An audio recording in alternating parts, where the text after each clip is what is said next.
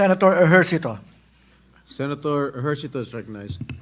Yes, Mr. President, I likewise vote yes to adhere to the Supreme Court. Thank you, Senator Ejercito. Secretary. Senator Estrada. Senate President. Senate President Escudero.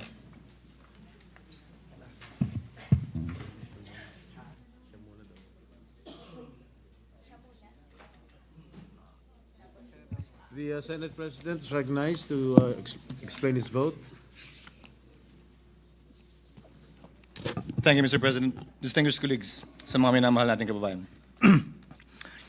For many of us, the past 2 weeks have proven to be an exasperating, mentally and emotionally exhausting experience. Both sides have fought bitterly a dialectical struggle to articulate what they respectively believe to be the correct position or view on the issues involved. Passions had run high as demonstrators, whether for or against impeachment, took to the streets armed with their familiar slogans and chants to air their voice on the matter. Various sectors of society, from business, retired military, academe, denominations of faith, offered suggestions for a return to a state of normalcy in the official relations of governmental branches. Through all these, and as early as the time when the articles of impeachment had been constituted, the court was specifically asked, told, urged, and argued to take no action of any kind and form with respect to the prosecution by the House of Representatives of the impeachment complaint. When the present petitions were knocking, so to speak, at the doorsteps of the court, the same clamor for non-interference was made through what are now arguments of lack of jurisdiction, non-justiciability, and judicial self-restraint, aimed at halting the court from any move that may have a bearing on the impeachment proceedings. The court did not heed the call to adopt a hands-off stance as far as the question of constitutionality of initiating the impeachment complaint is concerned. What lies in here, is an issue of genuine constitutional material which only the court can properly and competently address and adjudicate in accordance with clear-cut allocation of powers under our system. The claim, therefore, that the court, by judicially entangling itself with the process of impeachment, has effectively set up a regime of judicial supremacy is patently without basis in fact and in law, because it is not at all the business of the court to assert dominance, judicial dominance, over the other two great branches of government. Rather, the raison d'etre of the judiciary is to complement the discharge by the executive and legislative of their own powers to bring about ultimately the beneficent effects of having founded and ordered our society upon the rule of law. Mr. President, distinguished colleagues, the institution that is the Supreme Court, together with all other courts, has long held and been entrusted with the judicial power to resolve conflicting legal rights regardless of the personalities involved in their suits or actions. The court has dispensed justice over the course of time, unaffected by whomsoever stood to benefit or suffer therefrom, unafraid by whatever imputations or speculations could be made to it, so long as it rendered judgment according to the law and the facts. No one is above the law or the Constitution. This is a basic precept in any legal system which recognizes equality of all men before the law as essential to the law's moral authority and that of its agents to secure respect for and obedience to its commands. Perhaps there is no other government branch or instrumentality that is most zealous in protecting that principle of legal equality other than the Supreme Court, which has discerned in its meaning and ramifications through its application of numerous cases, especially the high-profile kind in the annals of jurisprudence. The Filipino nation and its democratic institutions have no doubt been put to a test once again by this impeachment case. Accordingly, the court resorted to no other than the Constitution in search for a solution to what many feared would ripen to a crisis in government. Sa muli, magandang gabi po sa ating lahat. Hindi ko po salita mga sinambit ko na ilang minuto. Yun po ay paraphrase at halos eksaktong quotation ng salita ni dating Justice Conchita Carpio Morales sa Francisco ruling. na kinatigan ng mayoriya ng mga miyembro ng Korte Suprema, kabilang na si dating Chief Justice Puno, dating Justice Carpio, dating Justice Ascuna, dating Justice Panganiban. Ano nga ba itong Francisco ruling na pinag-uusapan natin to? Ano nga ba ang pinagkapareho, pinagkaiba nito sa kasalukuyan nating hinaharap? At bakit ko ba ito tinatanong? Ginoong Pangulo, bahagi ako ng Kongresong nagtangka na i-impeach si dating Chief Justice Davide. Bakit ko sinabing tangka? Dahil pinigilan po kami ng Korte Suprema.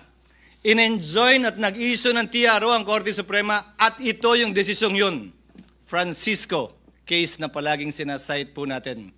Ano bang pinagkapareho? Ang aligasyon laban sa nasasakdal noon na si Chief Justice Davide, kaugnay din ng corruption. Daang milyon din. Ang pinag-usapan, initiation of impeachment na dapat sole prerogative din ng Kamara. Ang pinag-usapan, ano bang definisyon ng initiation na dapat sole jurisdiction din ng Kamara? Ang tanong ko po ay simple. Noong mga panahong yun, nasaan po lahat na nagrereklamo ngayon at nagko-question sa desisyon ng Korte Suprema? Yung mga mahistradong nagko-question ngayon na retirado na, bumoto sila pabor doon. Subalit ngayon, tila nag-iba ang posisyon. Ano nga ba ang pinagkaiba kung meron man? Klaro ang pinagkaiba. Iba ang pangalan ng nasasakdal. Today, Mr. President, distinguished colleagues, the very supremacy of the Supreme Court is being called into question, and with it, the very foundation of the rule of law. As Senate President and as a member of this chamber and as a member of the bar, I will not sit idly by and allow this. At stake is the very idea that justice should be governed by laws that apply to all, equally to all, rather than the whims and caprices of public opinion.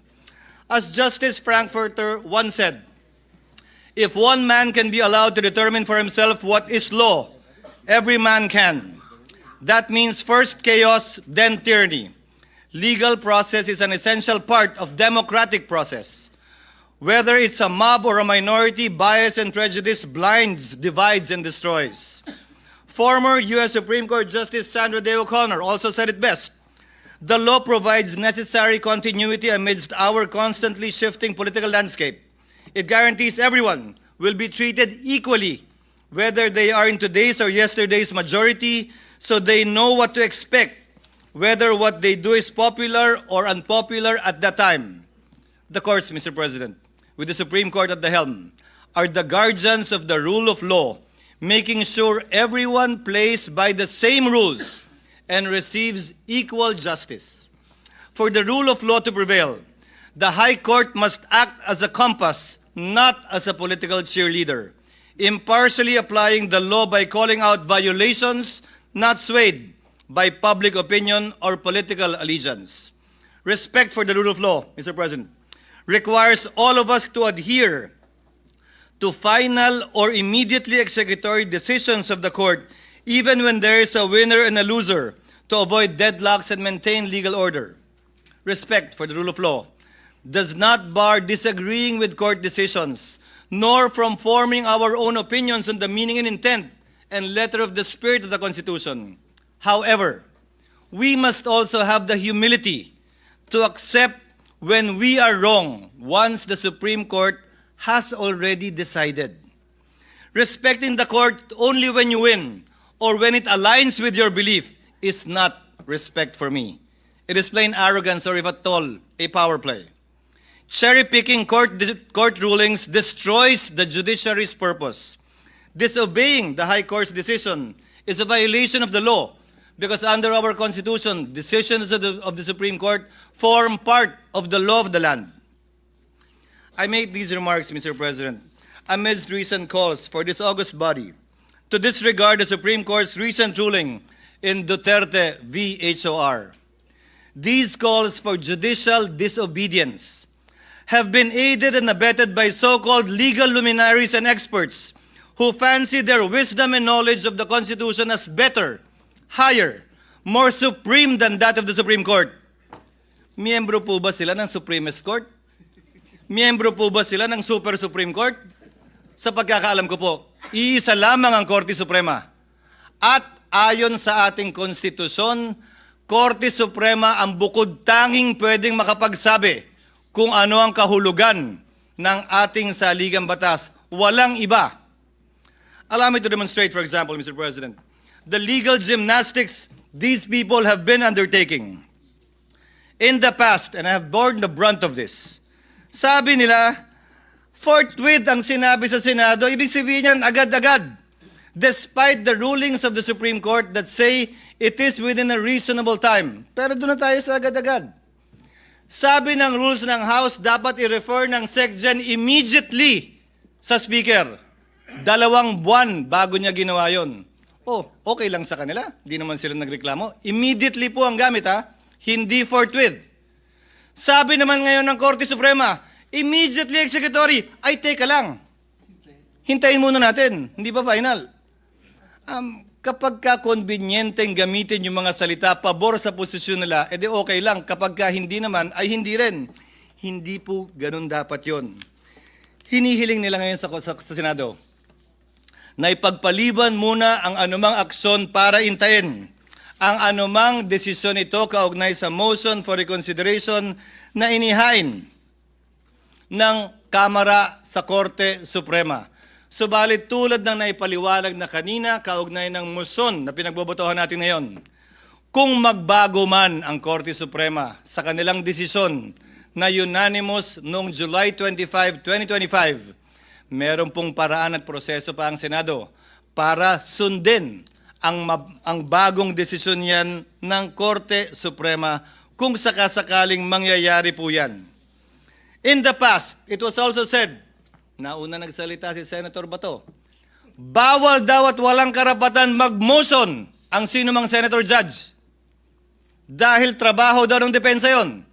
Eh bakit yung mga parehong tao yung pinag-uusapan? Dapat maghain tayo ng motion for reconsideration. Hindi ba trabaho din ng prosecution yon? Hindi naman po pwede na pwede lang pag kayo, hindi na pwede pag iba. Now the prosecution has actually filed a motion for reconsideration, and rightfully so, and not by this chamber. Noon kapag nung bumoto kami para i-remand ang impeachment complaint sa Kamara, pinapaboran daw namin yung nasasakdal. Sinabi ko na rin yan, na yung kontra sa impeachment at pabor sa impeachment, hindi ko didinggin. Na yung kontra at pabor kay Vice President Sara Duterte, hindi ko didinggin. Dahil may rason kung bakit babaeng nakapiring ang mata ang simbolo ng ating hustisya, na humahawak ng espada sa kabilang kamay at panimbang sa kabilang kamay. Dahil wala po dapat kinikilala ang hustisya na personalidad. Sino man ang nasasakdal, dapat pareho lamang po ang ating mga magiging desisyon. Sabi din nila, will of the people daw ito. Eh sino ba si people? Balikan po natin ang naging desisyon ng Korte Suprema. Ayon sa desisyon ng Korte Suprema sa panunulat ni Justice Malcolm sa Alejandrino versus Manuel Quezon, pinag-aaralan po ito ng mga first-year law students. Quote, the judiciary, under its powers to interpret the Constitution and the laws, has the duty and the right to declare what the will of the people is as expressed in the fundamental law of the land. Hence, where the acts of the executive or legislative departments violate the will of the people as expressed in the organic law of the land, it is the sworn duty of the judiciary to interpret and to declare that will of the people and the right of the citizen has been violated and or transgressed. Allow me to answer a few more, Mr. President, Your Honor. As I stated earlier, sabi ng ilan, hintayin natin na maresolbahan ang motion for reconsideration. Pero dun sa parehong araw na naghain ng motion for reconsideration ng Kamara, nagsalita ang tagapagsalita ng Korte Suprema at sinabing immediately executory pa rin ang desisyon. Sinahit ko rin kanina ang Section 1, Rule 16, AM number 10-4-20 ng Supreme Court na nagsasabi na ang resolusyon ay magiging executory lamang kapag ka ito'y nagkaroon ng entry of judgment maliban na lang kung sinabi sa desisyon na ito'y immediately executory na siyang nangyari sa kasong ito. Binanggit din kanina ni Senator Cayetano ang Section 4, Rule 39 ng Rules of Court na nagsasabi na immediately executory na mga desisyon ay hindi kailangan maghintay na maresolbahan anumang apela o motion for reconsideration na nakabinbin. Ginagamit din ang operative fact doctrine. Ang operative fact doctrine po ay exception sa rule ng null and void ab initio. Ito po ay hindi rule, ito ay exception sa rule. Gamit po ang sinulat na desisyon ni Justice Tony Carpio sa League of Cities versus Comelec. Ito ang sinabi po niya. The invocation of the operative fact doctrine is an admission that the law or act is unconstitutional. Bago po natin gamitin natin to, aminin niyo muna, illegal at bawal ang ginawa ng Kamara. Sa parehong desisyon, sinabi din ni Justice Carpio, it will open the floodgates to wanton enactment of unconstitutional laws and the commission of unconstitutional acts and a mad rush for their immediate implementation before the court can declare them unconstitutional. This view, according to him, is an open invitation to serially violate the Constitution and be quick about it, lest the violation be stopped by the court. Sinabi din po ni Justice Carpio sa desisyong Aralio versus Aquino, those who acted in bad faith with gross negligence cannot invoke this doctrine. Hindi po pwedeng pakinabangan nung taong gumawa ng unconstitutional at illegal act ang doktrinang ito. Pwede lamang po itong gamitin ng mga partidong walang kinalaman dun sa ginawang mali, masama o dinaayon sa saligang batas. Ika nga, he who comes to equity must come with clean hands, and he who seeks equity must likewise do equity. Mr. President, distinguished colleagues, kinondena din ng ilang legal luminaries tulad ng Felconsa na dating pinangunahan ng nanguna sa impeachment complaint na si Speaker Romualdez, ilang taon lamang ang lumilipas, na hindi daw, bagong requirement daw ang due process. Dagdag daw ito. Mr. President, Your Honors, they should read Francisco again. They forgot that lack of due process in the impeachment process had been raised and in fact was specifically mentioned in the separate concurring opinions. And allow me to quote the concurring opinion of Justice Panganiban. The due process clause enshrined in our fundamental law is a condition sine qua non that cannot be ignored in any proceeding, administrative, judicial, or otherwise. It is deemed written into every law, rule, or contract, even though not expressly stated therein. Hence, the House rules on impeachment, insofar as they do not provide the charged official with number 1, notice, and number 2, opportunity to be heard prior to being impeached, are also unconstitutional. Needless to say, the due process limitation on the impeachment process was already discussed in Francisco. May pumalag ba nun? Wala. Yung nagre-reklamo ba ngayon kaugnay sa bagong requirement yung due process, nag-react nung sinulat ito at naging bahagi ng Francisco ruling? Hindi ko rin po napansin.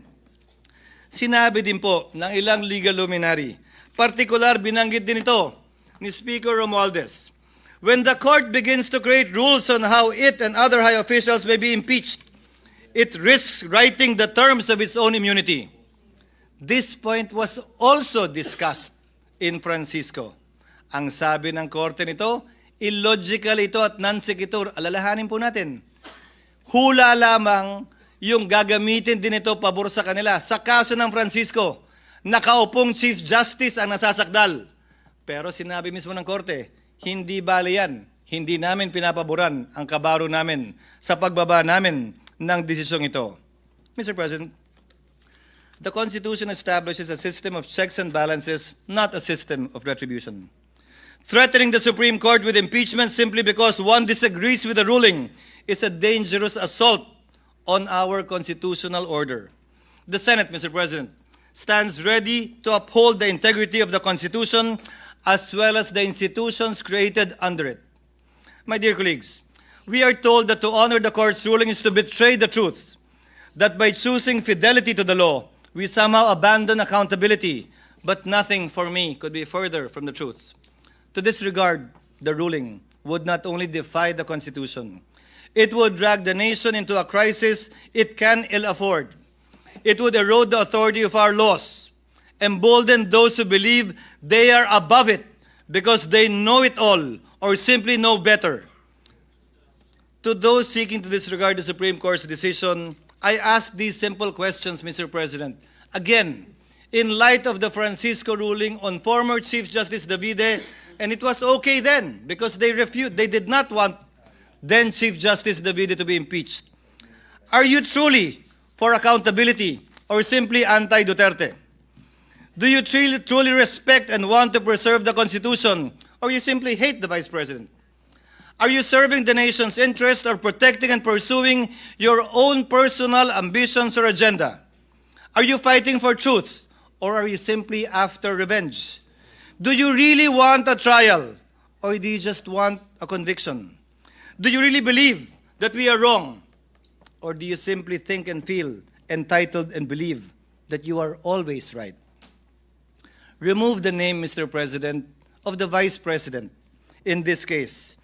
Apply the decision of the High Court, as Senator Cayetano said earlier, to another impeachable official. Would your positions be the same? When I was faced with this situation, Mr. President, I respected the court's decision, even if I disagreed with it. I am still voting to respect that court's decision. As quoted at the start of my speech, Mr. President, the dispensation of justice over the course of time should be unaffected, whomsoever stood to benefit or suffer therefrom. The courts should be unafraid of whatever imputations or speculations could be made against it by those disagreeing. I will not cast a vote that says complying with the Supreme Court ruling is optional. Anyone who will say, I will respect the Supreme Court today and condemn it tomorrow, is not showing fidelity to the Constitution. It is submission to the passions of the day, to the shifting winds of public sentiment that may or may not be just. Fidelity to the Constitution, Mr. President, must prevail even when it is unpopular, inconvenient, or misunderstood. In fact, Mr. President, distinguished colleagues, it must prevail especially when it is unpopular, when it is inconvenient, and misunderstood. Finally, Mr. President, let today's verdict be a stern and unequivocal warning to anyone who would dare use the Senate for their personal battering ram to further their personal political ambitions. To the House of Representatives, I say, do not allow yourselves to be used for the blind hatred and ambition of a few who did things haphazardly, gravely abused their discretion, and violated due process rights under the Constitution as found by the High Court itself. In spite of all these, you expect everyone to roll over in obedience. When we did not, you moved hell and high water to destroy personalities, malign reputations, and tarnish institutions. To these people, I say this: the Senate is not your playground to run after your political enemies. We are not an accomplice in any grand scheme. While others may be willing to play your game, I am not. I will never bow to a mob. I will never cower to the shrillest of voices. Let history, Mr. President, record that in this moment, we chose the Constitution. We chose the rule of law by defending the integrity of the Supreme Court and maintaining the system of checks and balances under our Republican system of government. Let this chamber be remembered, not for the passions we inflamed, but for the principles we upheld. I vote yes to the motion, Mr. President. I vote yes to the rule of law, yes to the Constitution, yes to the supremacy of the Supreme Court in interpreting it. Thank you, Mr. President. Thank you, Senate President.